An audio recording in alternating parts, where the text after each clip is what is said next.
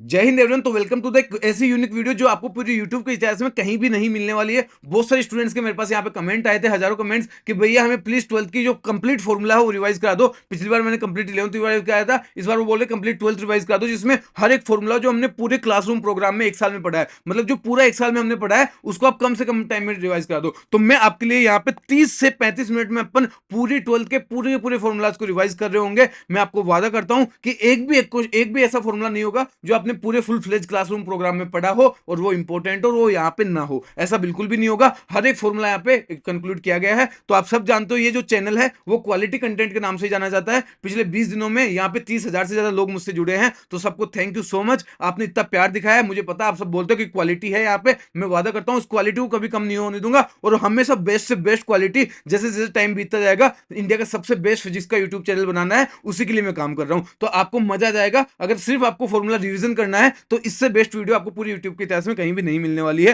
पहली बार हो रहा है, नीट जेई और बोर्ड्स के लिए, ये सब के लिए आप कर सकते हो। वैसे नीट 2026 पास में आ रहा है तो उसके लिए सबसे इंपॉर्टेंट बना रहा हूं मैं, ठीक है। इससे पहले हमने कंप्लीट 11th के फॉर्मूला मैराथन किया है। बाकी हमने क्या है, हर एक चैप्टर को 20-30 मिनट में भी किया है। अब किसी को ग्राफ करने हैं तो मैंने सारे ग्राफ्स को कंप्लीट 11th टू 12th के एक एक ग्राफ को विद पीवाईक्यू कि जेई में इससे कितने बार क्वेश्चन पूछा है, नीट में कितने बार पूछा है, तो नीट और जेई में के सारे पीवाईक्यूज के साथ सारे 11th और 12th के ग्राफ 30 मिनट के अंदर कवर किए हैं। और पिछली बार नीट में 2 क्वेश्चन ग्राफ से आए थे, तो हर बार मिनिमम 1 और मैक्सिमम 3 क्वेश्चन तक ग्राफ से पूछे जाते हैं। तो आप अगर 30 मिनट की वीडियो देख लेते हो तो आपके मिनिमम 4 से 12 नंबर कहीं भी नहीं गए। तो ये वीडियो देख के जरूर जाना, ग्राफ में बिल्कुल सिंपल क्वेश्चन आपके पास आता है। बाकी हर एक चैप्टर को, जैसे मैं यहाँ पे तो ओनली फॉर्मूला बता रहा हूँ, तो मैंने फुल फ्लेज थ्योरी के साथ, कंसेप्ट के साथ कहां कराया हुआ है, तो मैंने हर एक चैप्टर को यहीं पे इसी चैनल पे आप जाके देखोगे। कंप्लीट 11th और 12th की रिवीजन सीरीज के नाम से प्लेलिस्ट बनी हुई है, जिसमें मैंने जैसे सेमीकंडक्टर को 20 मिनट में कराया, 3 क्वेश्चन आते हैं जेईई और नीट में सेमीकंडक्टर से, उसको 20 मिनट में कराया, जिसमें पूरा कंसेप्ट है, फॉर्मूला और पीवाईक्यू है। आप बोलोगे भैया कि 20 मिनट में कैसे हो सकता है, हम कर सकते हैं क्या? जिसको बिल्कुल जीरो नॉलेज है ना, सेमीकंडक्टर का एस भी नहीं पता, अगर वो भी ये वीडियो देखता है तो 3 में से मिनिमम 2 क्वेश्चन तो वो भी सही कर देगा,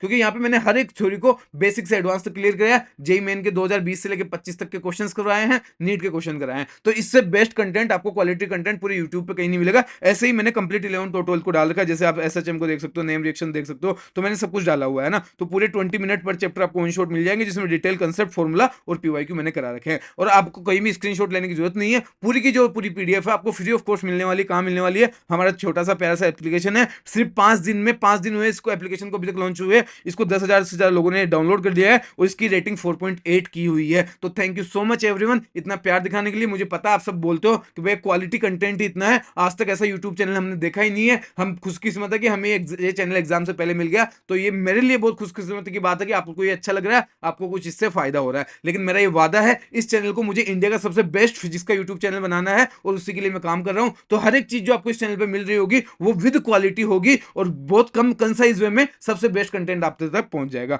बाकी तो ये टेलीग्राम की लिंक जो डिस्क्रिप्शन है, वहां पे ऑलरेडी 25 से ज्यादा स्टूडेंट है, वहीं पे मैं अपडेट देता हूं कि कल क्या करना है, आज क्या करना है, परसों क्या करना है। एक और फाइनल में अपडेट दे देता हूं, जिसको भी ये आपको जो अभी पढ़ रहे हैं नीट 2026 उनके लिए नहीं है, नीट 2027 की जो तैयारी करना चाहता है, मैंने एक विश्वास बैच लॉन्च किया है नीट तक के लिए, मतलब 3 मई से पहले तक के लिए, उस पर ऑफर चल रहा है। ओनली 1999 में वो बैच मिल रहा है, जिसमें मैं आपको कंप्लीट जो फिजिक्स है वो 3 बार कराने वाला हूं, पूरा फुल फ्लेज 3 बार कराऊंगा। एक चैप्टर के 300 से 400 क्वेश्चन कराने वाला हूं। मैं एक चैप्टर पढ़ा दूं, उसके बाद आप कोई भी कोचिंग, पीडब्ल्यू, एलन, आकाश, कोई भी आपकी लोकल कोचिंग, किसी भी दुनिया की कोचिंग का आप टेस्ट उठा लेना, 45 में से कम 30 क्वेश्चन मेरे नोट्स में से मिल जाएंगे आपको, और वो आपको सोल्व भी नहीं करने पड़ेंगे, सीधा आप टिक लगाओगे। और लगभग पूरे साल में आपको 12,000 से ज्यादा क्वेश्चन प्रैक्टिस करा दूंगा। उसके लिए मैंने प्रॉपर एक वीडियो बना दी है, तो वो आप जाके देख सकते हो। अगर आना है तो आ जाओ। मात्र मैं 200 स्टूडेंट्स को ले रहा हूँ नीट से पहले, 1999 में ये है, उसकी भी लिंक नीचे डिस्क्रिप्शन है। डायरेक्ट आप पेमेंट करो, आपके पास विद इन 24 आवर्स में कॉन्टैक्ट कर लूंगा, या फिर आप मुझे, मेरी मेल आईडी है sunilbagra2915,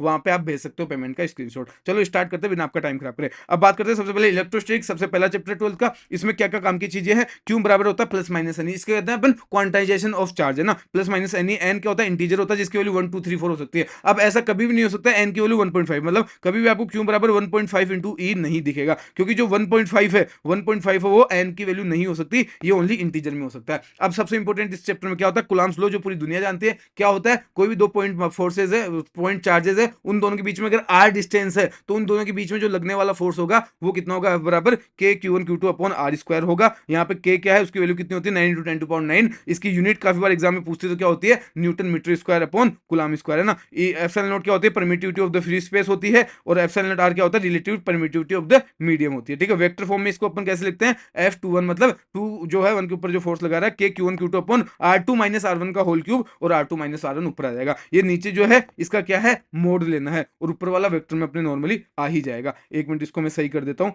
एक मिनट ये सही कर देता हूँ, ये जो ये है, हाँ अब सही हो गया, ठीक है। यहाँ पे जो Q1 Q2 है वो अपन को साइन के साथ फिल करने हैं। अब काफी बार बोलता है कि इक्विलिब्रियम की कंडीशन है कि कोई दो चार्ज है, प्लस क्यू माइनस क्यू कुछ भी होंगे, प्लस माइनस अलग अलग भी हो सकते हैं, तो तीसरा चार्ज हम कहां पे रखें कि जो पूरा सिस्टम है वो इक्विलिब्रियम में रहे। तो जो स्मॉल क्यू चार्ज है वो कहां रखना चाहिए, तो अगर दोनों चार्ज सेम नेचर के, मतलब ये भी प्लस क्यू है ये भी प्लस क्यू है, तो उसकी डिस्टेंस क्या होगी, उसकी लोकेशन क्या होगी, x बराबर r upon root n plus one.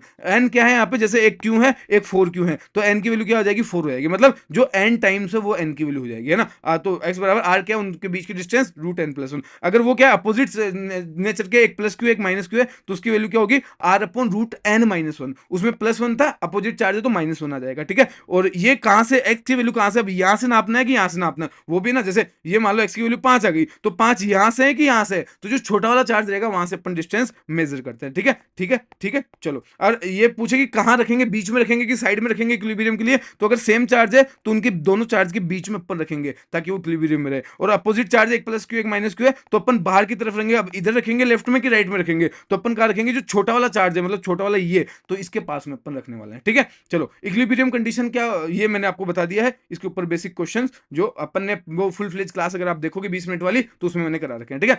अब देखो, ये पहली और लास्ट बार बोल रहा हूं, हर एक चीज को अगर आपको एडवांस में सीखना है या फॉर्मूलास के अलावा भी एप्लीकेशन भी देखना, क्वेश्चंस भी देखना नीट जेईई के, तो आप मेरा जो वन शॉट है 20-30 मिनट का हर एक चैप्टर का, उसमें जाके देख लीजिए, पूरा बेसिक से एडवांस तक करा रखा, थ्योरी सब कुछ। यहाँ पे ओनली फॉर्मूला बताऊंगा, तो इसलिए जल्दी जल्दी करते हैं। पेंडुलम की प्रॉब्लम के ऊपर आता है कि θ1 θ2 दोनों एंगल पे, ये Q1 M1 है, ये Q2 M2 है, तो इनका बताओ कि कितना होगा। तो tan θ अपॉन tan θ2 का रेशियो पूछता है, दोनों का रेशियो क्या होगा, तो M2 अपॉन M1 के ऊपर होगा, है ना। तो ये ओनली मास के ऊपर डिपेंड करता है। अगर ये अलग अलग पूछेगा तो दोनों मास और चार्ज दोनों के ऊपर डिपेंड करेगा, लेकिन ये दोनों का साथ रेशियो पूछ ले तो चार्ज के ऊपर डिपेंड नहीं करता, ठीक है। अब इसको रटना नहीं है। ये क्या है, electric field due to line charge. इसमें क्या होता है, अगर फाइनाइट लेंथ की चार्ज हो तो यहाँ पे जो आपके पास परपेंडिकुलर जो इलेक्ट्रिक फील्ड होता है वो कितना होता है, ए बराबर के lambda upon D sine θ1 plus sine θ2 हो जाएगा ना, साइन θ1 प्लस साइन θ2 हो जाएगा।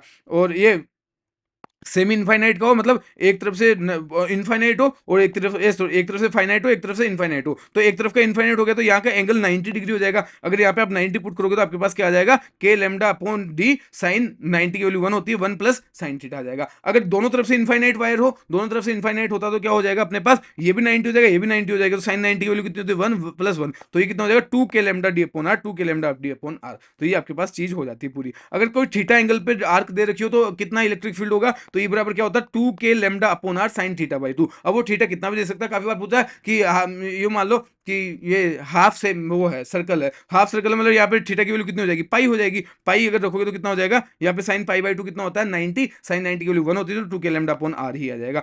अगर पॉइंट चार्ज के लिए बात करें तो फॉर्मूला क्या था, 2 के Q square upon I square, ये वाला था। और अगर इनफाइनाइट लेंथ के लिए अपन बात करें तो कितना होता है 2 के लैम्डा अपॉन आर होता है। ये दो बेसिक चीजें आपको पता होनी चाहिए। अब आपको बोलता है कि चार्जिंग की वजह से कितना इलेक्ट्रिक फील्ड होगा, तो ई बराबर क्या होता है K Q X upon X square plus R square की पावर 3/2। और इसका जो ग्राफ होता है वो बहुत इंपॉर्टेंट है, इस तरह से होता है, ये माइनस प्लस माइनस r/2 पे ये मैक्सिमम होता है। तो ये मैक्सिमम कहां होगा, plus minus r upon root 2 पे होगा। और अगर सेंटर पे बात करें तो अगर x की वैल्यू आप 0 कर दोगे तो ये ओवरऑल 0 वैल्यू हो जाती है, ठीक है। और मैक्सिमम कहां होता है, प्लस माइनस r/√2 पे होता है, ये इंपॉर्टेंट है। अब ये क्या है, डिस्क की वजह से कितना होता है, तो ये बराबर सिग्मा अपॉन 2 एप्सिलॉन नॉट होता है, 1 माइनस x अपॉन रूट में r square plus x square होता है, ठीक है। अब वो पूछता है, काफी बार दो केसेस दे देता है कि अगर जो है डिस्क बहुत बड़ी है, अगर डिस्क बहुत बड़ी हो तो इलेक्ट्रिक फील्ड कितना आ जाएगा, सिग्मा अपॉन 2 एप्सिलॉन नॉट आ जाएगा। और ये इनफाइनाइट सीट के लिए होता है नॉन कंडक्टर में। अगर वो पूछे कि electric field due to plate conducting का बताओ तो वो कितना होता है, इसका डबल होता है, इसका डबल 2 से मल्टीप्लाई करोगे 2 से 2 कट जाएगा तो कितना होता है, सिग्मा अपॉन एप्सिलॉन नॉट होता है ना। तो ये हो गया बेसिक ये सारे के सारे। अब मैं बात करूं चार्ज स्फीयर की वजह से इलेक्ट्रिक फील्ड कितना होता है, तो कंडक्टर की वजह से जो इलेक्ट्रिक फील्ड होगा वो अंदर सरफेस पे और बाहर 3 जगह हो सकता है। तो कंडक्टर की वजह से अंदर चार्ज नहीं होता, इसलिए जो अंदर की तरफ इलेक्ट्रिक फील्ड होता है वो 0 होता है। तो इसका जो ग्राफ देखोगे तो अंदर की तरफ कुछ भी नहीं आता है। ये 0 होता है, इसलिए इसका जो ग्राफ होता है वो इस तरह आता है। मतलब अगर r जो स्मॉल r है वो रेडियस से कम है तो अंदर की तरफ कुछ भी ग्राफ नहीं आता है। जो रेडियस से अब बाहर से अपन आउटसाइड जाएंगे तो इनवर्सली प्रोपोर्शनल हो जाता है, मतलब KQ/r² की फॉर्म में ये आ जाता है। ठीक है, नॉन कंडक्टर की अगर मैं बात करूं तो इसमें क्या होता है, अंदर भी डायरेक्टली प्रोपोर्शनल होता है। कितना होता है, E = KQ/R/R³ होता है, और बाहर की तरफ तो KQ/R² होता ही है। ठीक है, ठीक है। अब मैं बात करूं कि चार्ज डिस्ट्रीब्यूशन इलेक्ट्रिक फील्ड का किस तरह से होगा, तो ये इसका फॉर्मूला ये याद रखो, E = KQ inside/R², है ना। ये बेसिक फॉर्मूला एक आप याद रखो। अब मैं इलेक्ट्रिक फ्लक्स की बात करता हूँ। फाई बराबर क्या होता है, E.A होता है ना। फाई बराबर क्या होता है, E.A होता है। और गाउस लॉ अपना क्या होता है, E.DA बराबर क्या होता है, Q inside/ε0। ठीक है, Q inside मतलब ये जो, जैसे ये आपको सिस्टम दे रखा है, यहाँ पे 5 चार्जेस है, तो अपन कौन कौन सा चार्ज काउंट करेंगे, तो इसके जो अंदर वाला चार्ज है ना वो काउंट करेंगे। तो इसलिए आप देखोगे तो फाई की वैल्यू कितनी आ रही है, Q1 - Q2 + Q3, Q1 - Q2 और प्लस Q3 इसके अंदर है। Q4 और Q5 को काउंट नहीं किया क्योंकि वो बाहर है, तो इसलिए यहाँ पे जो Q in लिखते हैं, अब समझ में आया क्यों लिखते हैं, तो इसलिए ये लिखा जाता है। ठीक है, Q in क्या है, अंदर की तरफ चार्ज इनक्लोज्ड है, और E क्या है, electric field is due to all the charges, है ना। ये फाई की वैल्यू कैसे आई है मैंने आपको बताई दी है। अगर सॉलिड एंगल हो तो पाई इक्वल टू क्या होता है आपके पास, 2π1 - cos अल्फा होता है। अगर इलेक्ट्रिक पोटेंशियल की बात करूं तो क्या होता है, V = KQ/R होता है, लेकिन यहाँ पे जो अपन चार्ज है क्यों है वो साइन के साथ पुट करते हैं। अब मैं रिंग की बात करता हूं तो इसका फॉर्मूला क्या होता है, V = KQ/√R² + x²। x क्या है, यहाँ से डिस्टेंस है, r क्या है, इसकी रेडियस होने वाली है। अगर मैं शेल की बात करूं तो अंदर की तरफ क्या है, कांस्टेंट रहता है, कितना रहता है, जितना सरफेस पे रहता है, तो इसलिए इसका जो ग्राफ है वो कुछ इस टाइप का आता है, तो ये इंपॉर्टेंट ग्राफ हो जाता है। और जो है आगे वापस वैसे ही वेरी करता है KQ/R से। अब सबसे इंपॉर्टेंट जो ग्राफ होता है पूरी फिजिक्स में, ये यूनिक ग्राफ होता है, कुछ एस टाइप का ग्राफ दिखता है। ऐसा ग्राफ बहुत कम आपको फिजिक्स में देखने को मिलेगा। तो ये किसका होता है, ये आपके पास होता है सॉलिड स्फीयर का ग्राफ होता है। किसका, इलेक्ट्रिक पोटेंशियल का ग्राफ होता है ना। V और R के बीच में सॉलिड स्फीयर के लिए ग्राफ आता है। अंदर की तरफ जो आपके पास पोटेंशियल होगा कितना होगा, KQ/2R³ 3r² - r² हो जाएगा, और बाहर की तरफ KQ/r जो नॉर्मल होता है वही होगा। ठीक है, अब E और V के बीच में रिलेशन का फॉर्मूला क्या होता है, E यहाँ पे क्या होता है, जो क्वेश्चन आता है वो आपको I कैप, J कैप और K कैप की फॉर्म में देता है, तो अलग अलग अपन उनको डिफरेंशिएट करते हैं ना। तो E = ∂V/∂x I cap minus ∂V/∂y J cap minus ∂V/∂z हो जाएगा, है ना। तो K कैप, ये तीनों की तीनों, यहाँ पे Y होगा, यहाँ Z होगा। ठीक है, डेल्टा V क्या हो जाएगा, -E.dr हो जाएगा, और यहाँ पे जो इसका मतलब क्या होता है, differentiate V with respect to the X keeping Y and Z constant. मतलब अगर जब अपन एक्स का कर रहे हैं, आई कैप का कर रहे हैं, तो वाई और जेड को कॉन्स्टेंट रखेंगे। जब अपन वाई का कर रहे हैं तो एक्स और जेड को अपन कॉन्स्टेंट रखेंगे, और जब अपन जेड का कर रहे हैं तो एक्स और वाई को अपन यहाँ पे क्या करने वाले हैं, कॉन्स्टेंट करने वाले हैं। ये बेसिक बात होगी आपके पास। अब मैं इलेक्ट्रोस्टैटिक पोटेंशियल एनर्जी की बात करूँ तो क्या होती है, ये दो कोई पॉइंट चार्ज है, उनके बीच में आर डिस्टेंस है, तो यहाँ पे कितनी होगी, के Q1 Q2/R होगी, और Q1 और Q2 की वैल्यू अपन जो है वो साइन के साथ यहाँ पे पुट करते हैं। ठीक है, ये सेल्फ एनर्जी का फॉर्मूला क्या होता है, KQ²/2R होता है, और इसके लिए कितना, ये क्या है, होलो है, ये क्या है, सॉलिड है। सॉलिड के लिए कितना हो जाएगा, 3/5 KQ²/R हो जाएगा। ठीक है, अब इलेक्ट्रिक डाइपोल की बात कर लेते हैं। डाइपोल क्या होता है, दो कोई चार्ज होते हैं, बीच में डी डिस्टेंस होती है, तो P क्या होता है, Q × D होता है, D इन दोनों के बीच की डिस्टेंस है। इसकी डायरेक्शन पूछता है बात बहुत बार, किधर होती है, तो इसकी डायरेक्शन नेगेटिव से लेके पॉजिटिव की तरफ होती है, ये हमेशा ध्यान रखना, इंपॉर्टेंट क्वेश्चन है। एक्सियल पे जो होता है इसका फॉर्मूला क्या होता है, E =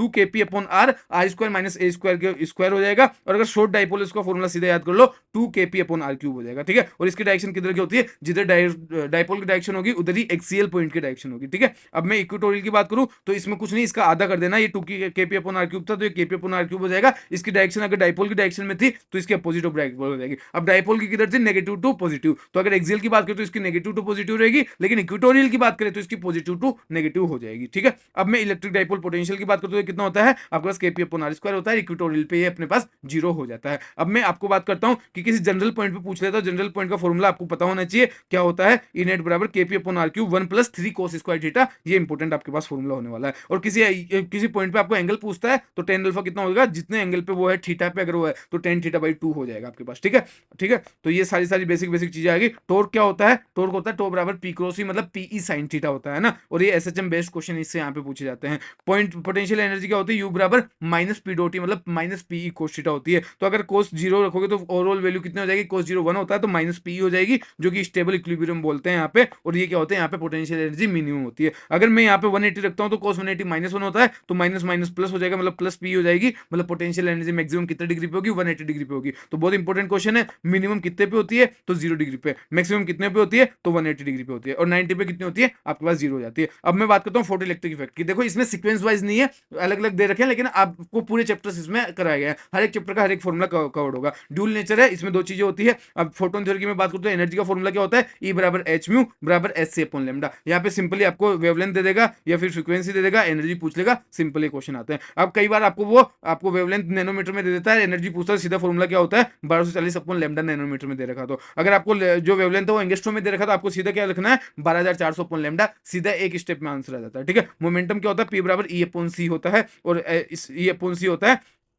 ई बराबर एच में होता है, तो ई की जगह मैं एच में अपॉन सी भी लिख सकता हूँ। ठीक है, काफी बार पूछता है कि फोटोन जो उसका रेस्ट मास कितना होता है, तो वो 0 होता है। स्पीड जो होती है वैक्यूम में कितनी होती है, तो स्पीड ऑफ लाइट के बराबर होती है, मतलब कितनी होती है, 3 × 10⁸ होती है। फोटोन मैटर के अंदर जब भी कोलिजन होगा, तो जो आपके पास मोमेंटम और टोटल एनर्जी है वो हमेशा कंजर्व रहेगी, ये हमेशा याद रखना। ठीक है, नंबर ऑफ फोटोन एमिटेड पर सेकंड अगर पूछे तो क्या होता है, एन बराबर पी अपॉन एच में होता है ना, पी अपॉन एच में होता है, और पी या फिर P lambda upon H C होता है। यहाँ पे सिंपली आपको तीन चीजें दे रखी होगी, एक ही चीज आपको पूछ लेगी। यहाँ पे जो पी है वो पावर सोर्स की, यहाँ पे मोमेंटम नहीं है, ध्यान रखना। पी क्या है, यहाँ पे पावर है, मैंने लिख रखा है। जो चार्ज ऑफ फोटोन होता है वो 0 होता है। ठीक है, ठीक है। इंटेंसिटी जो होती है वो क्या होती है, energy per unit area per unit time, तो energy upon area into time हो जाएगा, मतलब एनर्जी अपॉन टाइम को अपन क्या लिखते हैं, पावर लिखते हैं, तो पावर अपॉन एरिया हो जाएगा। कई बार ये क्वेश्चन में इसकी ओनली यूनिट देता है, तो यूनिट क्या होती है इसकी, वोट अपॉन मीटर स्क्वायर। वो किसकी होती है, इंटेंसिटी की होती है आपके पास। रेडिएशन प्रेशर अगर वो बोलता है कि कहीं जगह ठोक देता है, तो 100% अगर रिफ्लेक्शन होगा, तो एफ बराबर क्या आ जाएगा, 2 IA/C। यहाँ से क्वेश्चन बनता है आपका, एफ बराबर 2 IA/C होता है। अगर 100% एब्जॉर्प्शन हो रहा है तो क्या होगा, IA/C होगा।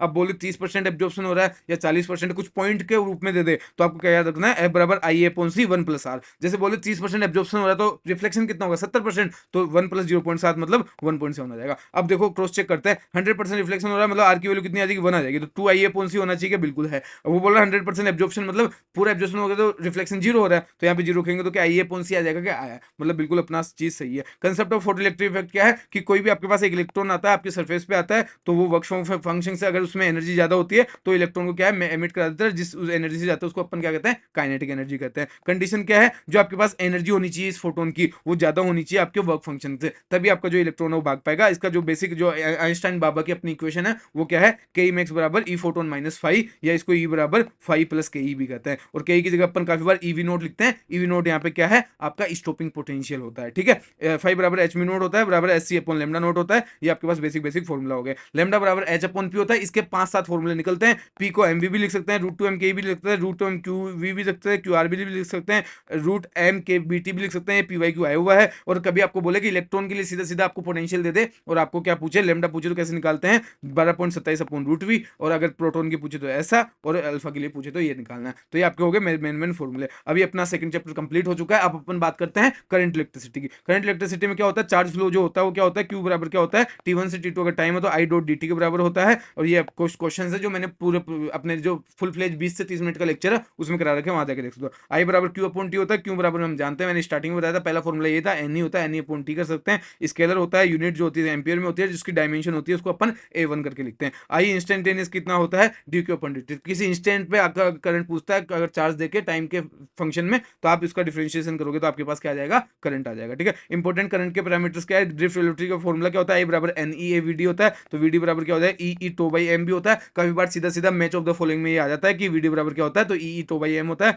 I बराबर NE/VD होता है। आपके पास मोबिलिटी म्यू कितना होता है, तो VD/E होता है। बहुत इंपॉर्टेंट है, ये सब चीजें आई हुई है तो ध्यान रखना, है ना। ये सब चीजें, करंट डेंसिटी क्या होता है, तो J बराबर I/A होता है, और E बराबर क्या होता है, ρ/J होता है। ये बेसिक फॉर्मूला जो आपको पता होना चाहिए। रेजिस्टेंस क्या होता है, तो R बराबर M/NE² इंटू L/A होता है। इसका जो यूनिट होता है वो ओम होता है, ऐसे अपन रिप्रेजेंट करते हैं। जो रेजिस्टेंस होता है वो किसके ऊपर डिपेंड करता है, तो डायरेक्टली प्रोपोर्शनल होता है लेंथ के, इनवर्सली प्रोपोर्शनल होता है एरिया के। जब जब अपन टेम्परेचर बढ़ाएंगे तो जो आपका रेजिस्टेंस है वो बढ़ेगा। जब जब अपन टेम्परेचर बढ़ाएंगे रेजिस्टेंस बढ़ेगा। अगर टेम्परेचर बढ़ाए तो क्या होता है, जो टो होता है, जो कोलिजन दो पार्टिकल्स के बीच में जो कोलिजन का टाइम है वो कम हो जाता है, तो टो कम हो जाता है, टो कम होने की वजह से टो इनवर्सली प्रोपोर्शनल होता है रो के, तो रो बढ़ जाएगा जैसे जैसे आपके रो मतलब रजिस्टिविटी होती है, जैसे जैसे आपकी रजिस्टिविटी बढ़ेगी वैसे वैसे आपका रेजिस्टेंस बढ़ जाएगा, ठीक है। अगर स्मॉल वेरिएशन में बताऊं टेम्परेचर का कितना होगा, तो आरटी बराबर RT2 बराबर क्या होता है, RT1 1 plus alpha delta T, यहाँ से क्वेश्चन पूछता है बहुत बार एग्जामिनर, और रो T2 क्या हो जाएगा, रो T1 1 plus alpha delta T हो जाएगा, ठीक है। जैसे जैसे टेम्परेचर बढ़ाएंगे रो कम होगा, तो आपके पास हाँ सेमीकंडक्टर के लिए उल्टा है, ध्यान रखना, सेमीकंडक्टर के लिए उल्टा होता है, बहुत इंपॉर्टेंट चीज है। सेमीकंडक्टर के लिए क्या है, जैसे जैसे अपन टेम्परेचर बढ़ाएंगे तो रो कम होगा, जिसकी वजह से आपका जो टेम्परेचर है वो भी रेजिस्टेंस है वो भी कम हो जाएगा, ठीक है। अल्फा क्या है, थर्मल रेजिस्टिविटी है, ठीक है, ठीक है। चलो सेल की बात करते हैं, तो यहाँ पे ईएमएफ और इंटरनल रेजिस्टेंस होता है, स्मॉल आर इंटरनल रेजिस्टेंस, और ये ई जो है वो ईएमएफ होता है। जब वर्क डन बाय बैटरी, जब बैटरी वर्क डन करती है तो क्या होता है, वीएबी, ए और बी के बीच में पोटेंशियल डिफरेंस क्या होता है, ई माइनस आई आर। जब अपन वर्क डन के ऊपर, जो बैटरी के ऊपर वर्क डन करते हैं, work done on the battery, मतलब उसको चार्ज कर रहे हैं, चार्जिंग कर रहे हैं, तो आप ए और बी के बीच में जो पोटेंशियल डिफरेंस क्या होगा, ई प्लस आई आर हो जाएगा, बस इतना अंतर है, ई माइनस आई आर और ई प्लस आई आर का, ठीक है। और ये ऑल्टरनेटिव मैंने यहाँ पे बना रखा है, कभी भी ए और बी के बीच में ऐसा कुछ दिया हो, आपको क्या पूछे कि कितना वीएबी होगा, तो E upon E R upon R plus R हो जाएगा, ठीक है। अब मैं कॉम्बिनेशन ऑफ सेल बताता हूं, अगर सीरीज में लगे हुए हैं ऐसे बहुत सारे एन सेल सीरीज में लगे हुए हैं, तो आपको ई इक्विवेलेंट कैसे निकालते हैं, ई1 प्लस जितने भी आपके ईएमएफ है सबको सिंपल ऐड कर दो सीरीज में जैसे करते हैं, और आर इक्विवेलेंट कितने होंगे, जैसे नॉर्मल ऐड करते हैं वैसे कर दो। अगर पैरेलल में लगा हुआ है तो ई इक्विवेलेंट कैसे करते हैं, ई1 अपॉन R1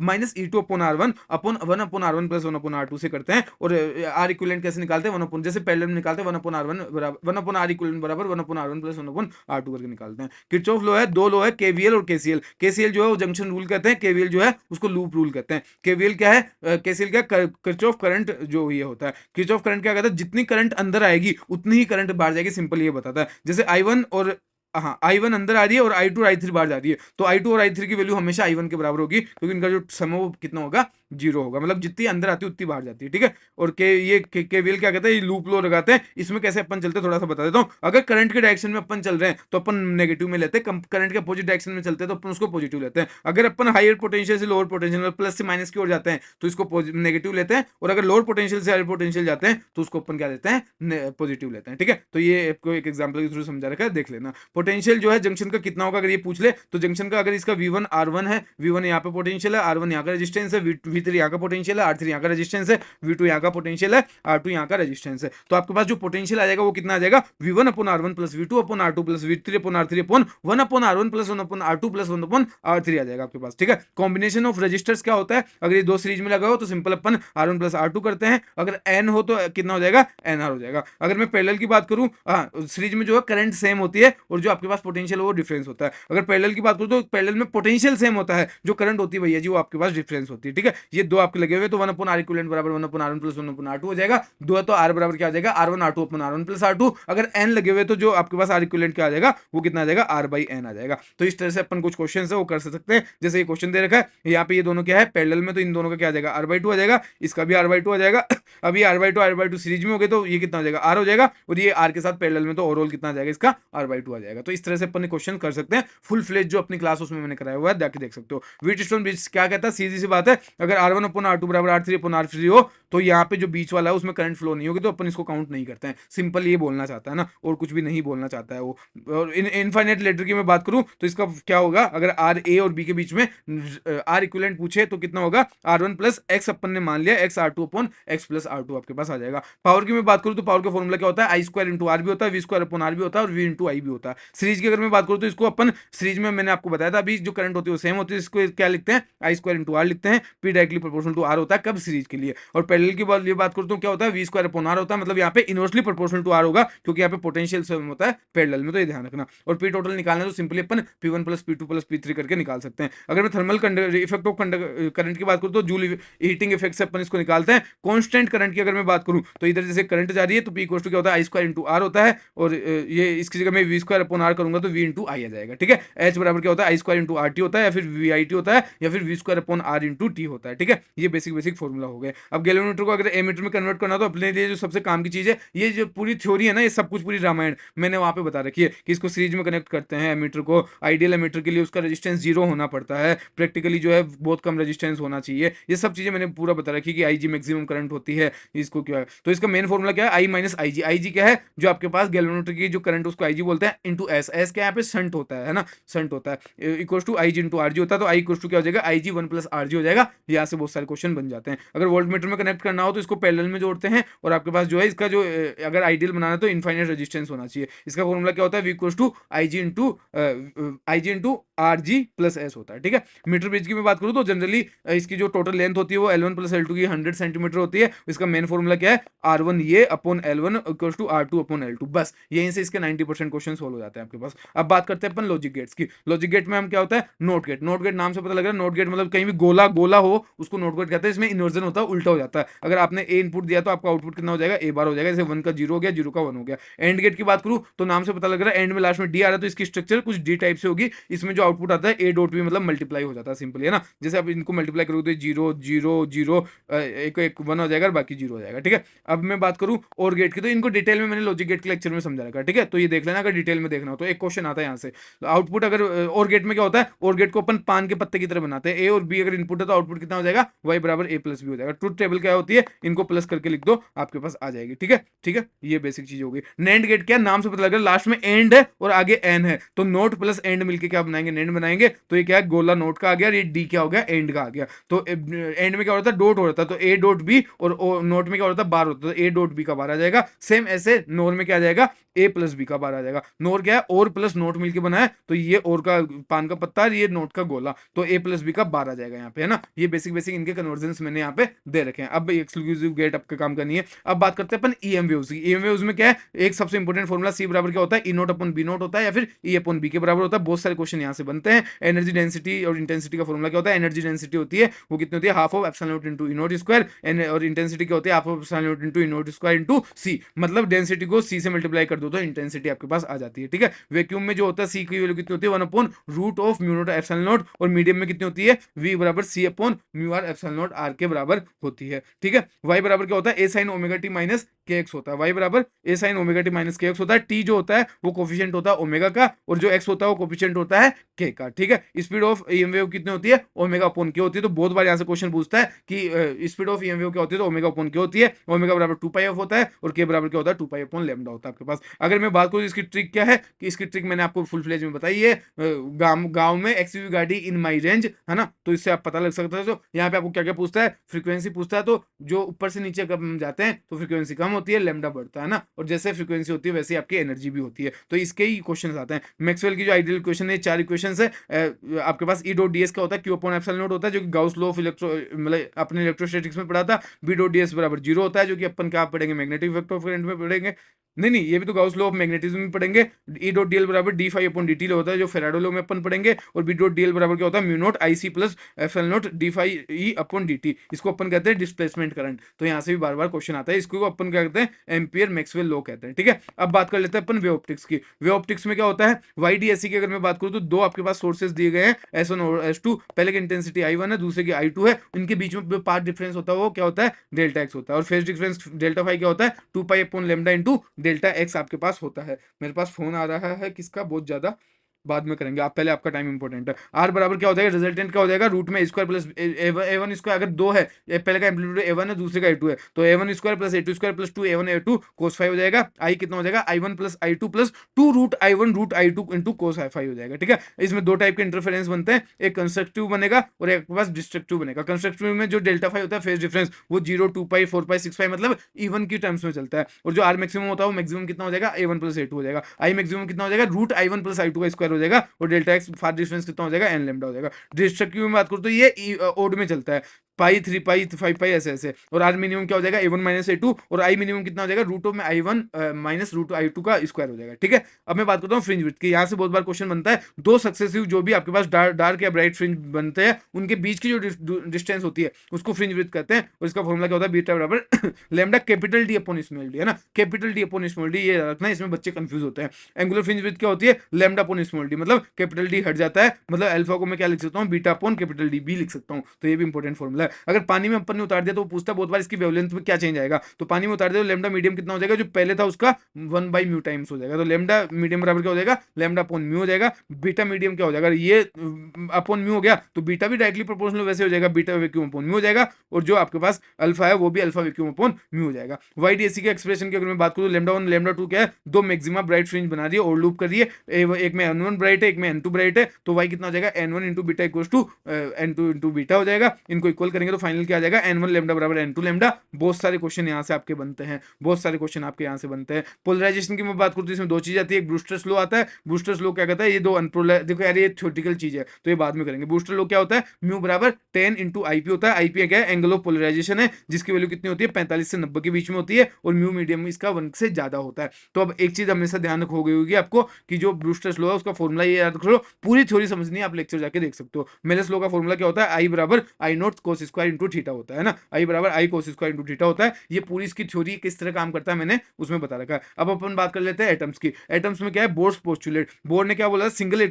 बोला कि मैं सिंगल इलेक्ट्रॉन सिस्टम के लिए बताता हूं कि आपके पास जो है इसका पहली चीज क्या थी, K Z square upon R square किसके बराबर होता है, M V square upon R के बराबर होता है ना। और बोर्ड क्वांटाइजेशन क्या था, एम वी जो आर होता है वो क्या होता है, एन एच अपॉन 2 पाई के बराबर होता है। और जो सबसे इंपॉर्टेंट तीसरा क्या था, एनर्जी क्या थी कि जो एस सी अपॉन लेमडा होती है वो डेल्टा ई होती है, मतलब जो डिफरेंस ऑफ एनर्जी होता है, कोई भी दो n2 से n1 में आ रहा है, n4 से कोई भी दो उसमें के बीच में एनर्जी डिफरेंस कितना होता है, एस सी अपॉन लेमडा होता है, जिसको एच म्यू भी लिखते हैं। ठीक है ठीक है ठीक है। चलो बोर्ड मॉडल में अब इंपॉर्टेंट फॉर्मुला बताता हूँ। रेडियस से बहुत बार क्वेश्चन आता है, तो रेडियस का फॉर्मुला क्या होता है, अपन को जो मैंने याद रखना हो क्या है, 0.252129 into N square upon Z angstrom में आएगा।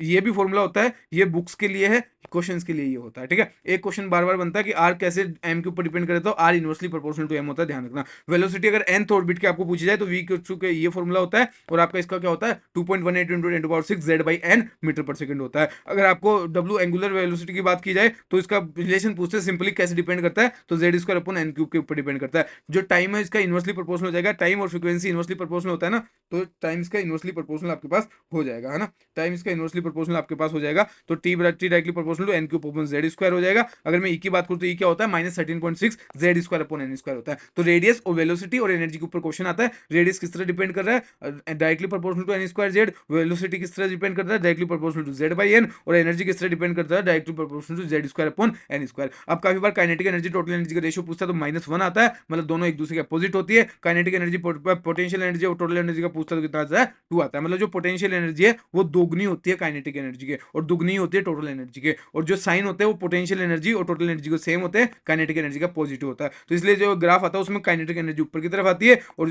जो पोटेंशियल एनर्जी टोटल एनर्जी नीचे की तरफ आती है। आप बोलोगे इनमें से कौन सी ज्यादा होगी, तो ये दुगना होता है पोटेंशियल एनर्जी, इसलिए नीचे की तरफ ये होता है और ऊपर की तरफ आपका टोटल एनर्जी होता है। डिस्टेंस जो है क्लोजेस्ट अप्रोच की बहुत बार बोलते हैं, क्लोजेस्ट अप्रोच के लिए डिस्टेंस कितनी होनी चाहिए, आर कितना होता है, K Z E square upon half of M V square होता है। इसमें क्वेश्चन बनता है कि वो वी के ऊपर किस तरह डिपेंड कर रहा है क्लोजेस्ट अप्रोच की डिस्टेंस, तो V directly proportional to V square होता है, और मास के ऊपर इनवर्सली प्रोपोर्शनल टू एम होता है। ये बहुत इंपॉर्टेंट क्वेश्चन है, बहुत बार यहाँ से क्वेश्चन आता है। हाइड्रोजन स्पेक्ट्रम के ऊपर तो भर भर के क्वेश्चन आते हैं, सिंपल यहाँ पे एक फॉर्मूला बता सकता हूँ मैं, पूरा भर भर के क्वेश्चन मैंने वन शॉट में कराया, तो जाके देख लेना। 1 अपॉन लैम्डा बराबर क्या होता है, R upon Z square 1 upon N square minus 1 upon N two square. अगर आप ये देख रहे होंगे ना तो आपको क्वालिटी का पता लग रहा होगा कि किस लेवल की क्वालिटी से, किस लेवल के तरीके से ये चीजें करवाई जा रही है। फर्स्ट लाइन ऑफ लाइमन पूछे तो मतलब वो 2 से n बराबर 1 में आ रहा है। कई बार वो सीधा बोलता नहीं है 2 से 1 में आ रहा है, वो बोलता फर्स्ट लाइन ऑफ लाइमन मतलब 2 से 1 में आ रहा है, लास्ट लाइन बोले मतलब इनफाइनाइट से आ रहा है। ठीक है ठीक है ठीक है। ये एनर्जी लेवल आपको दे रखा है, n बराबर 1 में -13.6 इंटू एन स्क्वायर, इसमें इंटू जेड स्क्वायर, 2 में -3.4, 3 में -1.51,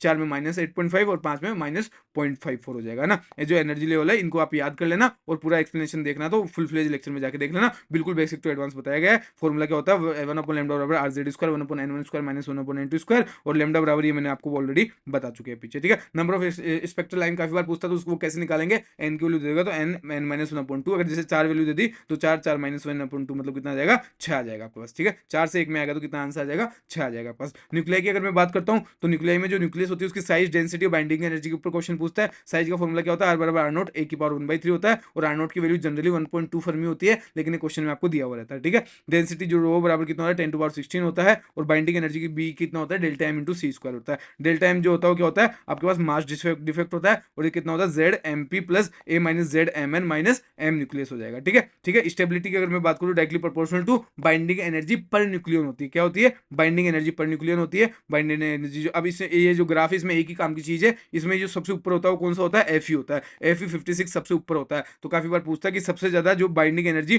पर न्यूक्लियन होगी वो किसकी होगी, तो आपके पास एफ की होती है। तो ये इस ग्राफ में सबसे इंपॉर्टेंट चीज ये वाली ही है। ठीक है, अगर अल्फा डीके की बात करूँ तो देखो ये वैसे शायद डीके हट चुका है ना आपके सिलेबस से, लेकिन बेसिक बेसिक बता देता हूँ। जब भी ये सारी चीज मैंने फुल फ्लेज लेक्चर में बता रखी है, तो आप वहां पे जाके देख सकते हो। ठीक है, बेसिक बता देता हूँ। अल्फा की बात करें तो उसमें जेड में से 2 माइनस होगा, ए में से 4 माइनस होगा। बीटा की बात करें तो बीटा पॉजिटिव होता है, बीटा नेगेटिव होता है। बीटा पॉजिटिव होगा तो जेड में से 1 माइनस होगा, ए सेम रहेगा। बीटा नेगेटिव होता है तो जेड में ए प्लस हो जाएगा, ए सेम रहेगा, और गामा में कोई भी चेंज नहीं आता है। ठीक है, ठीक है। हाँ, और जो लॉ ऑफ रेडियोएक्टिविटी, ये डीके खत्म हो चुका है वैसे, है नहीं। Minus D N upon D T क्या होता है, लैम्डा एन होता है। एन टी बराबर क्या होता है, एन नॉट ई की power minus delta minus of lambda into T होता है। मीन लाइफ क्या होता है, टो बराबर 1 अपॉन लैम्डा होता है। हाफ लाइफ कितना होता है, टी हाफ बराबर 0.693 अपॉन लैम्डा होता है। और एक्टिविटी एटी बराबर क्या होता है, एन नॉट ई की power minus of lambda into T होता है। ठीक है, अब बात करते हैं अपन सेमीकंडक्टर की। सेमीकंडक्टर में क्या है, मेटल, इंसुलेटर, और सेमीकंडक्टर के लिए अपन को चीजें दी गई है। जो मेटल का रो होता है, रेजिस्टिविटी होती है, वो लो होती है। इंसुलेटर की हाई होती है, और जो सेमीकंडक्टर उसकी मॉडरेट होती है। सिग्मा की अगर मैं बात करूँ तो सिग्मा होता है कंडक्टिविटी, ये रेजिस्टिविटी का उल्टा होता है। तो सिग्मा मेटल का अगर ये लो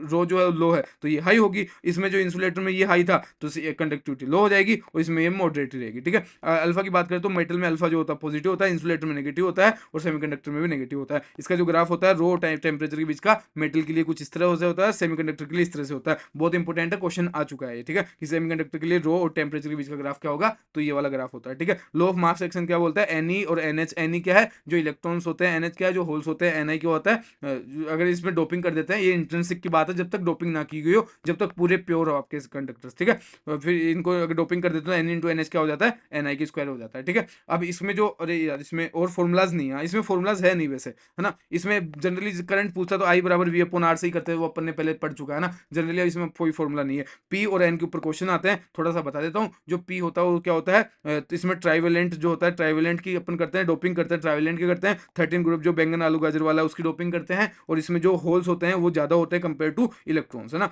और इसमें उल्टा हो जाता है, इलेक्ट्रॉन्स ज्यादा होंगे कंपेयर टू होल्स, मतलब जो आपका मेजोरिटी चार्ज करिए होंगे एन में इलेक्ट्रॉन होंगे, और इसमें क्या होंगे, होल होंगे। ठीक है, इसमें जो अपन ड्रॉपिंग करते हैं पेंटावेलेंट की करते हैं, मतलब जो 15 ग्रुप अपना उसकी करते हैं, नेपाल पाकिस्तान ऑस्ट्रेलिया सब भिखारी इसकी करते हैं। ठीक है, बाकी बेसिक बेसिक चीजें हो गई है। इसके जो इंपॉर्टेंट ग्राफ होते हैं वो मैंने आपको ग्राफ वाले में कराए हुए हैं, तो जाके देख सकते हो। मैग्नेटिक इफेक्ट ऑफ करंट से मैं बात करता हूँ, तो बायो सावर्ट लॉ की अगर मैं बात करूँ तो आपका सबसे इंपॉर्टेंट फॉर्मुला क्या है, डीबी बराबर mu naught upon 4 pi Q into V into R upon R cube. ये वेक्टर फॉर्म में आपको ऐसा करना है। ठीक है, बाकी ये वाला डीबी बराबर mu naught I D L R into sine आपके पास आर क्यूब होता है। ठीक है, ये सारी चीज क्या कौन सी क्या होती है वो बता रखी है। 1 टेस्ला बराबर 10 की पावर 4 गाउस होता है। गाउस जो होता है वो सीजीएस में मेजर करते हैं, और ये जो टेस्ला होता है वो आपके पास एमकेएस में अपन मेजर करते हैं। ठीक है, बी क्या है यहाँ पे, बी है आपके पास due to charge, sorry B क्या है, magnetic field due to current carrying charge stated by. जो मैंने इलेक्ट्रोस्टैटिक्स में पढ़ाया ना, लगभग सारी चीजें सेम है। Mu naught I upon 4 pi R cos theta 1 plus cos theta 2 हो जाएगा। ये थीटा थीटा यहाँ से लिया है। सेम इनफाइनाइट, मतलब एक तरफ से आपके पास इनफाइनाइट हो, एक तरफ से फाइनाइट हो, तो क्या हो जाएगा, बी बराबर mu naught I upon 4 pi R 1 plus cos theta हो जाएगा। इनफाइनाइट वायर की अगर मैं बात करूँ तो कितना हो जाएगा, बी बराबर mu naught I upon 2 pi R हो जाएगा। ठीक है, जबरदस्त कॉन्सेप्ट ये मैंने आपको बताया हुआ है, तो वहाँ पे आप बड़े लेक्चर में जाके देखोगे, कुछ भी लेक्चर का नाम डालो, बागे सुनील बागड़ा डाल देना, आपके पास मिल जाएगा। ठीक है, ठीक है। अगर आपको ये मुझे करंट कैरिंग सर्कुलर वायर की वजह से आपके पास मैग्नेटिक फील्ड कितनी होगी, तो बी कितना होता है, mu naught I R square into N upon 2 R square plus X square के बराबर 3/2। सेम उसी की तरह है, कोई भी अंतर नहीं है आपके पास, है ना, जो इलेक्ट्रिक फील्ड में पढ़ा था अपन ने। ठीक है, और सेंटर में पूछे तो सेंटर में कितना हो जाएगा, mu naught I N upon 2 R हो जाएगा। और अगर किसी आर थीटा एंगल पे पूछा तो कितना हो जाएगा, mu naught I upon 2 R theta upon 2 pi. अब यहाँ पे थीटा अगर मान लो पाई दिया तो ये पाई से पाई कट जाएगा, तो कितना बचेगा, म्यू नॉट आई अपॉन 4 पाई, और 4 पाई हो जाएगा, जो कि इसका आधा होगा। तो सही है, हाफ के लिए आधा ही होगा ना, हाफ के लिए आधा ही होगा, सही है। ठीक है, ठीक है, चलो कंप्लीट सर्कल की मैं बात करूँ, थीटा बराबर 2 पाई, कंप्लीट से यहाँ पे थीटा बराबर 2 पाई करेंगे तो म्यू नॉट आई अपॉन 2 आ जाएगा। सेमी सर्कल में कितना, म्यू नॉट आई अपॉन 4 आ जाएगा, और ये अंदर बार का मैंने वहाँ पे बताया हुआ है। ठीक है, सोलेनोइड और टोरॉइड की बात करूँ तो सोलेनोइड में क्या होता है, बी बराबर म्यू नॉट इंटू एन आई होता है। एन यहाँ पे क्या, number of turns per unit length है आपके पास, जो वैलिड होता है। आइडियल सोलेनोइड के लिए जो स्मॉल एल है वो बहुत ज्यादा होती है कैपिटल आर से। ठीक है, टोरॉइड में क्या होता है, सोलेनोइड को अपन ने जोड़ के गोला कर दिया, सोलेनोइड घूमी हुई है उसी को अपन ने जोड़ के मोड़ के इक्वल कर दिया, तो टोरॉइड बन जाता है। वो कितना होता है, mu naught N upon upon 2 pi R हो जाता है इनटू आई। यहाँ पे एन क्या है, स्मॉल एन क्या है, number of capital N number of turns हो जाएंगे, ठीक है। एम्पियर सर्किट लॉ क्या होता है, सिंपल है, बी डॉट डी एल बराबर mu naught I one plus, मतलब जितने भी आपके पास अंदर, जितने भी आपके पास जैसे गाउस था ना वहाँ पे वैसे ही है, जितने पास आपके पास अंदर वाले जो करंट है वो अपन काउंट करेंगे ना, तो अपन ने i4 और i5 को काउंट नहीं किया, सिर्फ i1 i2 और i3 को काउंट किया। इसमें देखो i3 अगर अंदर की तरफ है, क्रॉस मतलब अंदर की तरफ, डॉट मतलब बाहर की तरफ, तो बाहर की तरफ को मैंने प्लस ले लिया, अंदर की तरफ को मैंने माइनस ले लिया, ठीक है, ठीक है। Force on Q moving B, इसमें सबसे इंपॉर्टेंट क्या है, वो आपको यहाँ पे आर पूछता है तो कितना होता है, M V upon Q B होता है, या √2 एम के अपॉन क्यू बी होगा। यहाँ पे वो रेशियो पूछता है, एक प्रोटोन दे देगा, ड्यूट्रॉन दे देगा, काइनेटिक एनर्जी उनका रेशियो पूछता रहता है, ठीक है। टी बराबर क्या होता है, 2 pi M upon Q B, time period पूछता है, और ओमेगा बराबर इसका उल्टा हो जाएगा, Q B upon 2 pi M, है ना, यहाँ पे 2 पाई कर देना, Q B upon 2 pi M हो जाएगा, ठीक है, ठीक है, ठीक है। चलो इफ वो पूरा कंप्लीट नहीं करता है तो ये कितना हो जाएगा, पाई अपॉन क्यू बी हो जाएगा, ठीक है। चलो एंगल ऑफ डेविएशन क्या होता है, angle of deviation sine theta बराबर क्या होता है, Q B T upon M into V होता है, क्या Q B T upon M into V होता है, तो थीटा बराबर क्या हो जाएगा, sine inverse Q B T upon M into V होता है, ठीक है, ठीक है। और अगर किसी एंगल पे है तो वो आपकी जो पिच है वो कितनी हो जाएगी, V cos theta into T होती है, पिच कितनी होती है, V cos theta into T होती है। अगर तीनों एक दूसरे के परपेंडिकुलर है तो वी बराबर क्या हो जाता है, ई अपॉन बी हो जाता है, जो अपन ने ईएम वेव्स में पढ़ा है। ईएम वेव्स में तो ये होता है इलेक्ट्रिक फील्ड, मैग्नेटिक फील्ड, और ये तीनों वेव तीनों एक दूसरे के परपेंडिकुलर होती है, ठीक है। Force on I, current carrying conductor में फोर्स कितना होगा, mu not i1 i2 upon 2 pi D into L हो जाएगा, ये आपके पास सिंपली फोर्स होगा। मैग्नेटिक मूवमेंट कितना होता है, एम बराबर एन इंटू आई इंटू ए होता है, एन क्या नंबर ऑफ टर्न्स है, ए क्या यहाँ पे लूप का एरिया होता है। डायरेक्शन जो होती है एम की, यूजिंग अपन राइट हैंड थंब रूल जो होता है अपना ये वाला, उससे अपन निकालते हैं, ठीक है। टॉर्क के लूप के ऊपर टॉर्क का बी कितना होता है, टॉर्क बराबर होगा एम क्रॉस बी, मतलब एम बी साइन थीटा होगा। अगर पोटेंशियल एनर्जी पूछे तो कितना हो जाएगा, माइनस ऑफ एम डॉट, मतलब minus M B cos theta होगा। स्टेबल अनस्टेबल जैसे मैंने इलेक्ट्रोस्टैटिक में बताया था, थीटा बराबर 0 होगा तो कोस 0 1 होता है, तो माइनस एम बी मतलब ये मिनिमम हो जाएगा, स्टेबल होगा। 180 पर अनस्टेबल होगा, मैक्सिमम होगा, क्योंकि 180 कितना होता है, -1 होता है, माइनस माइनस प्लस हो जाएगा तो प्लस एम बी हो जाएगा, ठीक है, ठीक है। Force on loop into B तो कितना हो जाएगा, एफ बराबर N D B upon D X हो जाएगा आपके पास, ठीक है। अब मैग्नेटिक मैटर की इसकी बात कर लेते हैं। इसमें क्या है, डाइपोल जो मूवमेंट है आपका क्या होता है, एम बराबर एम इंटू आई होता है, एन आई होता है, जो अपन ने पढ़ लिया। अगर बार मैग्नेटिक कटिंग करते हैं तो अगर अलोंग लेंथ करेंगे तो एम बाई टू हो जाएगी। अगर अपन इसको परपेंडिकुलर करते हैं तो एक एम और एक एम/2 हो जाता है। डायरेक्टली प्रोपोर्शनल टू एरिया होता है, डायरेक्टली प्रोपोर्शनल टू वॉल्यूम होता है आपके पास। बेंडिंग ऑफ, अगर इसको अपन बेंड करते हैं थीटा एंगल पे तो कितना हो जाता है, M sine theta by two upon theta by two हो जाता है। अगर मैं बात करूं magnetic field due to bar magnet कितना होता है, तो एक्सियल पॉइंट की अगर मैं बात करूं कितना होगा, म्यू नॉट अपॉन 4 पाई 2m अपॉन r क्यूब हो जाएगा। अगर मैं इक्वेटोरियल लाइन पे अगर मैं बात करता हूं तो कितना होगा, minus of mu naught upon 5 4 pi L upon sorry M upon R cube हो जाएगा। जनरल किसी भी एक पॉइंट पे बात करता हूँ तो कितना होगा, mu naught upon 4 pi M upon R cube, root में 3 कोस स्क्वायर थीटा प्लस 1 हो जाएगा, ठीक है, ठीक है। टो बराबर क्या होता है, एम क्रॉस बी होता है, तो एम बी साइन थीटा हो जाएगा। और यू जो पोटेंशियल एनर्जी की मैं बात करूँ तो कितना हो जाएगा, माइनस एम डॉट बी, मतलब minus of M B cos theta हो जाएगा, ठीक है, ठीक है। एच बराबर अगर इंटेंसिटी पूछता है कितनी होगी तो एच बराबर क्या होगा, बी अपॉन म्यू होगा। और मैग्नेटिक परमीबिलिटी पूछता है तो म्यू बराबर क्या हो जाएगा, बी अपॉन एच हो जाएगा। अगर मैग्नेटिक इंटेंसिटी की बात करूँ तो आई बराबर क्या होगा, एम अपॉन वी होगा। और सक्सेसिबिलिटी की बात मतलब काई की बात करता हूँ तो कितना होता है, आई अपॉन एच हो जाता है आपके पास, ठीक है। और जो काई होती है इनके बीच में रिलेशन क्या होता है, म्यू आर बराबर 1 प्लस काई इंटू एम हो जाता है, ठीक है। पैरामैग्नेटिक, डायमैग्नेटिक और फेरोमैग्नेटिक तीन अलग अलग चीजें होती है। जो पैरामैग्नेटिक है उसका म्यू आर जो होता है वो 0 से ज्यादा होता है, 1 से ज्यादा होता है। काई जो है वो 0 से ज्यादा होता है। और जो काई है वो इनवर्सली प्रोपोर्शनल टेम्परेचर होता है। और ये इस टाइप का कुछ इसका ग्राफ होता है जो कि बहुत इंपॉर्टेंट है। डायमैग्नेटिक की अगर मैं बात करूँ तो जो इसका म्यू आर होता है वो 1 से कम होता है, काई भी 1 0 से कम होता है। और जो इसका टेम्परेचर है वो क्या है, टेम्परेचर के ऊपर डिपेंड नहीं करता, इंडिपेंडेंट होता है। फेरोमैग्नेटिक की बात करूँ तो जिसका म्यू आर होता है एक से बहुत ज्यादा होता है, ज्यादा इसका था, इसका बहुत ज्यादा होता है। काई जो होता है वो एक से बहुत ज्यादा होता है। और यहाँ पे जो टी सी क्या है, यहाँ पे क्यूरी टेम्परेचर होता है, ठीक है। तो इसके बीच में रिलेशन काई और टी के बीच में क्या होता है, ये होता है। यहाँ पे जो इसका फॉर्मूला क्या होता है, सी म्यू नॉट अपॉन टी होता है। यहाँ पे टी माइनस टी सी हो जाएगा। ये आपका कुछ इस टाइप का ग्राफ जो कहता है, इसको अपन क्या कहते हैं, हिस्टैरिसीस ऑफ लूप बी ए और एच के बीच में कर्व बनता है। यहाँ पे सिचुएशन होता है, यहाँ पे रिटेंटिविटी होता है, यहाँ पे कोर्सिविटी होता है, यहाँ पे मैग्नेटिक क्या है, मैग्नेटिजाइंग फोर्स होता है ना। और ये बेसिक बेसिक चीजें हैं जो आप कर सकते हो, ठीक है। ईएमआई की अगर मैं बात करूँ तो फाई बराबर क्या होता है, बी डॉट ए होता है, मतलब बी ए कोस थीटा होता है। ई बराबर minus D phi upon D T होता है। ई बराबर माइनस डी एन अगर लूप दिए हो तो N D phi upon D T हो जाएगा। I cos to E upon R होता है। डेल्टा फाई बराबर क्या हो जाएगा आपके पास, डेल्टा क्यू बराबर डेल्टा फाई अपॉन आर होता है, ठीक है। अगर मैं मूविंग ईएमएफ की बात करूँ तो क्या होता है, B into V into L होता है। एल बराबर क्या होता है, B L upon R plus R हो जाएगा। आर यहाँ पे क्या है, रोड का रेजिस्टेंस होता है। एफ एक्सटर्नल की बात करूँ तो एफ बी कितना हो जाएगा, B square L square V upon R plus R हो जाएगा। और पी एक्सटर्नल की बात करूँ तो कितना हो जाएगा, B square L square V square upon R plus R हो जाएगा। अगर मैं रोटेशनल ईएमएफ की बात करूँ तो घूमता हुआ कितना होता है, half of B omega L square हो जाएगा। और सेल्फ इंडक्टेंस की बात करते हो तो फाइव बराबर एल आई होता है, तो एन फाइव अगर एन लूप दिए हैं तो एन फाइव बराबर एल आई हो जाएगा। आपके पास ईएमएफ की मैं बात करूँ तो minus D five upon D T कितना होता है, minus of L D I upon D T के बराबर होता है। एल जो होता है कितना होता है, म्यू नोट एन स्क्वायर ए अपॉन एल होता है, या म्यू नोट एन स्क्वायर ए इंटू एल हो जाएगा। ठीक है, यहाँ पे स्मॉल एन कैपिटल एन को स्मॉल एन में चेंज करेंगे तब की बात है। म्यूचुअल इंडक्टेंस की अगर मैं बात करूँ तो फाइव टू कितना होता है, एम इंटू आई वन होता है, फाइव वन कितना होता है, एम इंटू आई टू होता है। ई क्या होता है, minus M D I one upon D T होता है। ई वन कितना होता है, minus M D I two upon D T होता है, मतलब ये उल्टा होता है, ई टू में आई वन आएगा, ई वन में आई टू आएगा, फाइव टू में आई वन आएगा, फाइव वन में आई टू आएगा, ये ध्यान रखना। ठीक है, एम बराबर क्या होता है, mu naught N one N two A two upon L होता है, जो ये वाले बेसिक फॉर्मूले हो गए। इसकी जो आपके पास एनर्जी पूछता है काफी बार, तो एनर्जी कितनी हो जाएगी इसकी, half of L I square हो जाएगी, या B square upon two minute से निकाल सकते हैं। अगर एल इक्विवेलेंट आपको पूछे और वो दे तो आपको कैसे निकालना है, L one plus L two plus minus two M करके निकालना है। और एम और के बीच में, एल के बीच में रिलेशन दे तो क्या निकालना है, एम बराबर के रूट में L one into L two हो जाएगा। अगर सेम ऑर्डर में लगे हुए हैं तो मतलब जो है वो ऐसा ऐसा सेम ऑर्डर में लगे हुए हैं तो आपको L one plus L two plus two M हो जाएगा। अगर अपोजिट ऑर्डर मतलब ऐसे उल्टे लगे हुए हैं, एक सीधा एक उल्टा, तो आपके पास L one plus L two minus two M हो जाएगा। ठीक है, ठीक है, सीरीज में लगे हुए हैं तो simple L one plus L to को लेंगे, पैरेलल रखेंगे तो सिंपली वन अपॉन एल क्या बोलते हैं इसको, इक्विवेलेंट बराबर है one upon L one plus one upon L two करेंगे। अगर मैं अल्टरनेटिव करंट की बात करूँ, एसी का आई बराबर आई नोट साइन ओमेगा टी होता है। आई एवरेज कितना होता है, I dot D T upon D T हो जाएगा। आई आर एम एस कितना हो जाएगा, I dot D T upon D T हो जाएगा। अब मैं अब ये बात करूँ, सबसे इंपॉर्टेंट चीज यही है, इसमें फेज डिफरेंस की बात करूँ तो अलग अलग के लिए अलग अलग होती है। अब ध्यान देना, इसमें यहीं से सारे क्वेश्चन आपके क्लियर होते हैं, पूरा फॉर्मुला यहीं से रिवाइज होगा। प्योर में रेजिस्टेंस की बात करूँ तो उसमें फेज डिफरेंस जीरो होता है, पावर फैक्टर वन होता है। पावर फैक्टर क्या होता है, कोस फाइव होता है। इंपिडेंस जो जेड होता है वो कितना होता है, आर होता है। इसमें कौन लीड करता है, करंट और वोल्टेज में से कोई भी लीड नहीं करता, दोनों सेम फेज में रहते हैं। पावर लॉस क्या होता है, V R M S into I R M S होता है। जो प्योर कैपेसिटर की मैं बात करूं तो इसमें जो फेज डिफरेंस होता है पाई बाई टू होता है, और इसमें जो पावर फैक्टर होता है कोस फाई की वैल्यू जीरो होती है। और जो आपके पास सिंपल देखो ना, कोस जीरो कितना होता है, वन होगा। कोस पाई बाई टू मतलब कोस 90 कितना होता है, जीरो होता है। तो सिंपल आप ऐसे भी कर सकते हो, एक्स सी बराबर वन अपॉन ओमेगा सी होता है। और मैंने एक ट्रिक बताई थी आपको, जो बड़ी क्लास थी, कैसे याद करते हैं, कैपेसिटर में सी आ रहा है तो इसमें सी वाला आगे रहेगा, मतलब करंट आगे रहेगा वोल्टेज। तो ये ट्रिक है याद करने की। ठीक है,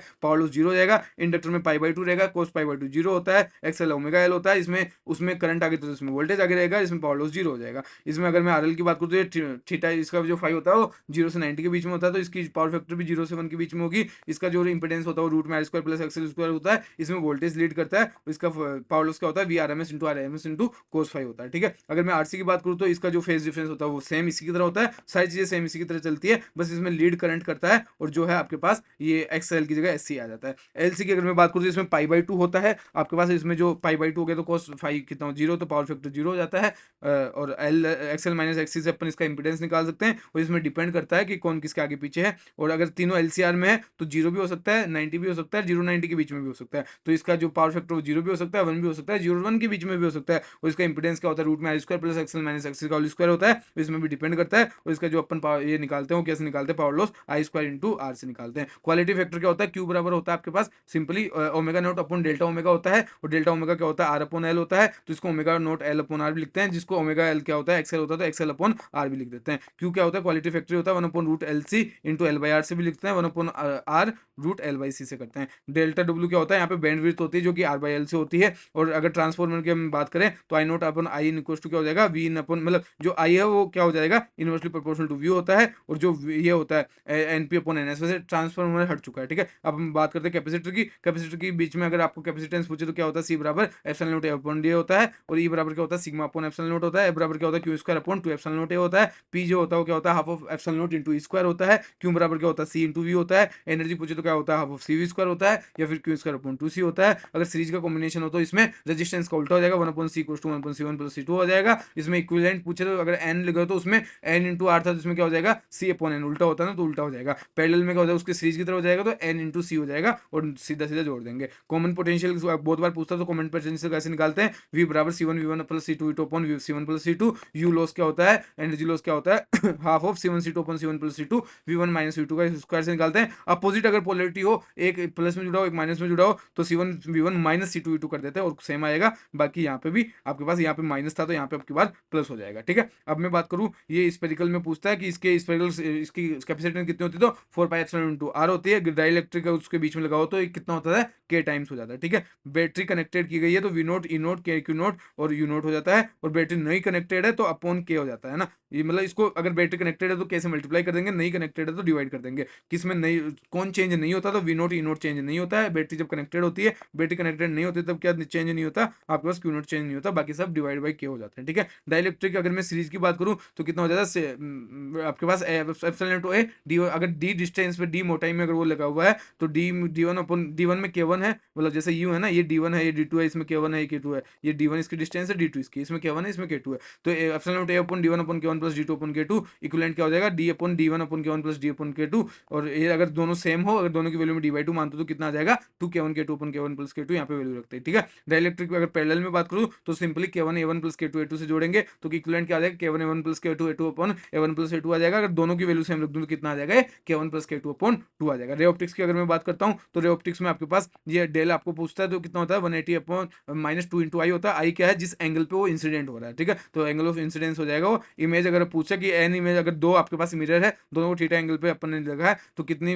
होगी इमेज, तो एन कितना होगा 360 अपॉन थीटा, जिस एंगल पे अपन ने उसको रखा है। अगर ये इवन में आता है तो अपन उसमें से एक माइनस कर देंगे, अगर ओड में आता है तो अपन अगर सिमेट्रिकल होगा तो एक माइनस कर देंगे, एसिमेट्रिकल होगा तो कुछ भी माइनस नहीं करेंगे, ठीक है। अगर मैं मिरर हाइट की बात करूं तो अगर पूरे ऑब्जेक्ट को देखना है तो मिरर को कितना होना चाहिए, जैसे मेरे सामने मिरर रखा हुआ, मेरी हाइट 6 फीट है, अगर मुझे खुद पूरा दिखना है तो वो आधा होना चाहिए, मतलब 3 फीट का होना चाहिए, मतलब h/2 होना चाहिए, ठीक है, मेरी हाइट का आधा होना चाहिए। और अगर पूरी दीवार को देखनी है, मेरे पीछे दीवार है, पूरी दीवार को देखनी है तो h/3 का होना चाहिए, ठीक है। अब ये इनकी वेलोसिटीज होती है। अगर ये मान लो यहाँ पे सिंपल सी चीज क्या है, मिरर को अपन वी वेलोसिटी से चलाते हैं इमेज की तरफ, है ना, और इसको ऑब्जेक्ट भी वी नॉट वेलोसिटी चल रहा है, तो इमेज कितना हो जाएगा, 2 into V M minus V O. V M क्या है, मिरर की वेलोसिटी, और वी ओ क्या, ऑब्जेक्ट की वेलोसिटी। मिरर इक्वेशन क्या होती है, one upon V plus one upon U equals to one upon F होती है। और यहाँ पे जो मैग्निफिकेशन होता है वो क्या होता है, H into height of image upon height of object होता है, और एफ बराबर क्या होता है, r/2 होता है। एम बराबर माइनस वी अपॉन यू होता है, जिसको F upon F minus you भी लिखते हैं। अगर एम पॉजिटिव मतलब जो आपकी इमेज बनेगी वो इरेक्ट बनेगी, एम नेगेटिव मतलब जो आपकी इमेज बनेगी वो इन्वर्टेड बनेगी, ठीक है,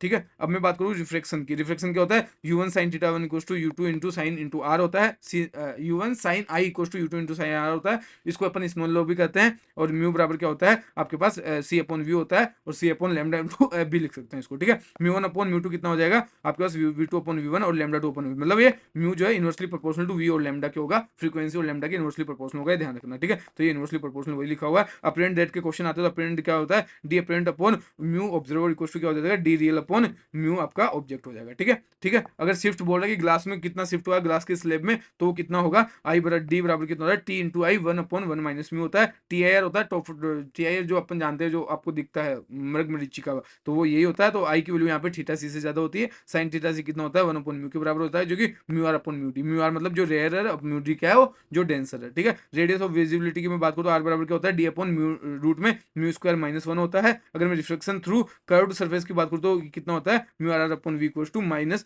mu I R upon mu बराबर mu R R minus mu I R upon R होता है। लेंस अगर मैं फॉर्मूला की बात करूँ तो 1 अपॉन आर बराबर क्या होता है, mu L upon mu M minus 1 bracket में 1 upon r1 minus 1 upon r2 होता है। बाई कॉन्वेक्स लेंस की बात करूँ तो एफ बराबर क्या होता है, plus R upon root 2 upon 2 mu minus 1 होता है। और 1 अपॉन एफ बराबर क्या होता है आपके पास, 1 upon V minus 1 upon mu होता है। अगर एम टी की बात करूँ तो कितना हो जाएगा, H I upon H note हो जाएगा। एम के यहाँ पे मैग्निफिकेशन है, एच आई क्या है, height of image upon height of object, V upon U, F upon F plus U हो जाएगा। एम एल बराबर क्या हो जाएगा, एम टी का स्क्वायर हो जाएगा आपके पास। कॉम्बिनेशन अगर लेंस दिया हो तो अगर आपको वो आपको कनेक्ट किया गया तो जो पावर होती है वो ऐड होती है, एफ का हो जाएगा इनवर्सली हो जाएगा, ठीक है। अगर आपको जो है वो सेपरेटेड कर दिया तो पावर क्या हो जाएगी, P1 प्लस P2 माइनस जिस डिस्टेंस से सेपरेट किए इनटू P1 P2 हो जाएगी। और ये सेम तरीके से आपका एफ चेंज होगा, ठीक है। अगर लेंस जो है इनका जो लेंस और मिरर का कॉम्बिनेशन दिया हुआ है तो 1 अपॉन एफ नेट बराबर क्या हो जाएगा, 2 इंटू एफ इंटू एल, मतलब जो लेंस का हो जाएगा, एम मतलब ये मिरर का हो जाएगा, ठीक है। सिल्वरिंग कर दी तो कॉन्वेक्स लेंस को अगर सिल्वर करते हैं तो कॉन्केव बन जाता है, उसकी जो एफ फोकल लेंथ हो तो नेगेटिव हो जाती है। अगर कॉन्केव की बात करूँ उसको सिल्वर कर दिया तो कॉन्वेक्स जो है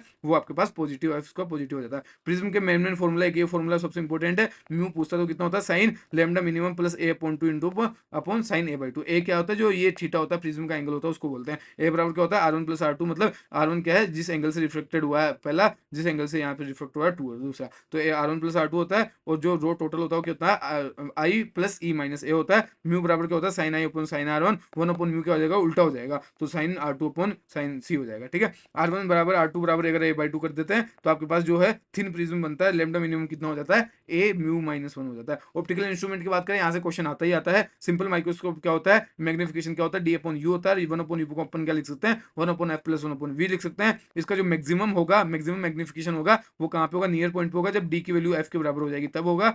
सॉरी, वी को अपन डी की वैल्यू पुट करेंगे तब होगा। तो ये कितना हो जाएगा, 1 प्लस डी बाई एफ हो जाएगा। और मिनिमम मैग्निफिकेशन कब होगा, जब वो बहुत दूर रखा हुआ हो, मतलब इनफाइनाइट कर देंगे इसकी वैल्यू, तब कितना हो जाएगा, डी बाई एफ हो जाएगा। कंपाउंड माइक्रोस्कोप की बात करूँ तो जिसका मैग्निफिकेशन होता है क्या होता है, एम नॉट इंटू एम होता है, मतलब V naught upon U naught D upon U होता है। एम बराबर, इसको अपन चेंज करते हैं, ये सारी चीजें आती है इसमें, ये मैक्सिमम हो जाता है, ये मिनिमम हो जाता है। अगर मैं फाइनल टेलीस्कोप की बात करूँ तो लेंथ जो होती है, जो ट्यूब लेंथ कहते हैं, वो क्या होता है, F O plus F E के बराबर होती है।